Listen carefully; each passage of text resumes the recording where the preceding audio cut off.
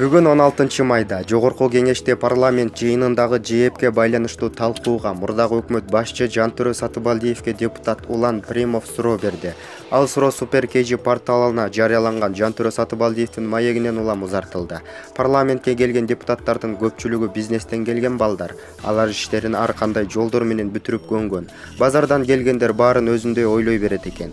Өткөн кеткен чиновниктерди күнөөлөй берген туура эмес деп Примов маектен үзүндүнү парламенттик жыйынында окуп берди. Буга Сатыбалдиев төмөндөгүдөй жооп берди. Журналисттер кандай кылып жазып жатканын мен колунан кармап турган жокмун. Балким контексттен бир тамга чыгып кеткендир. Ишкерлер баарын билет, бардыгы рыноктун шартында жашаган депутаттар деп айткандырмын. Аны журналисттер кандай кылып ысытып бергенине жооп бере албаймын. Буга байланыштуу Супер KG порталы маектин аудиосун жарыялайт. Жантөрө Сатыбалдиев жыйынында айткан сөзүндө маекте айтылганын таанып кеткенин аудиодон угууга болот. Маалымат Супер KG порталы. Мен тактоо үчүн бул жерде Жантөрө Жолдошевич базаркомдор деп каяктан чыкканын билбейм деди, бирок биз атайын Жантөрө Жолдошевичтин маегин Супер KG порталына жайгашылган маегин көтөрүп чыктык. Ал жерде Жантөрө Жолдошевич сиз айтып атасыз. Парламентке келген депутаттардын көпчүлүгү бизнестен келген балдар. Алар иштерин ар кандай жолдор менен бүтүрүп көнгөн. Базардан келгендер баарын өзүндөй ойлой берет экен. Өткөн кеткен чиновниктерди күнөөлөй берген туура эмес депчи. Демек, сиздин жогоруда айтылган сөзүңүзгө бул тактоо үчүн кайсыл жерге кандай кылып айткан экенин мен эсимде жок экен деп атасыз, ошону сизге эскертип коеюн дедим. Андан кийин сиздин коллегаларыңыз коррупционер главный деп айтып чыкты деп айттыңыз. Сиз ошону ачык айтсаңыз, кайсыл депутаттар? Жантөрө Жолдошевич.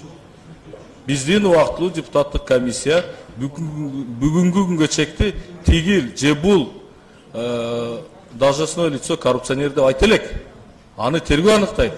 Биз аны баарыбыз билип түшүнүп турабыз. Ошону сиз конкретно кайсыл депутаттын оозунан чыкты айтып койсоңуз. Биринчиден мен кайсы депутаттан чыкты дегенди мен көргөн да жокмун, уккан да жокмун. Мага журналист суроо берип атат. Сизди депутаттык комиссиянын депутаттары ушундай деген суроо берди, айтты дегенде мен ошону айттым. Жооп бердим. Такталбаган маалымат экен да. Анда такталбаган маалымат болсо, анда дагы бир жолу кечирим сурайын анда. Андан кийин эми мына базардан келгендер дегендей, буну мына сизге дагы эсиңизге салып койдум. Ошон үчүн урматтуу Жантөрө Жолдошевич, биз сизди сыйлайбыз. Ошону бир эсиңизге алып койсоңуз. Биринчиден урматтуу депутаттар, эми журналисттер кандай кылып жазып атканын мен аны колунан кармап турган жокмун. Может, контексттен бир буква чыгып кеткендир. Мен айткандырмын, ишкерлер баарын билет. Барды рыноктун шартында жашаган депутаттар деп айтсам керек. Аны кандай кылып журналисттер кандай кылып ысытып бергенин мен жооп бере албайм.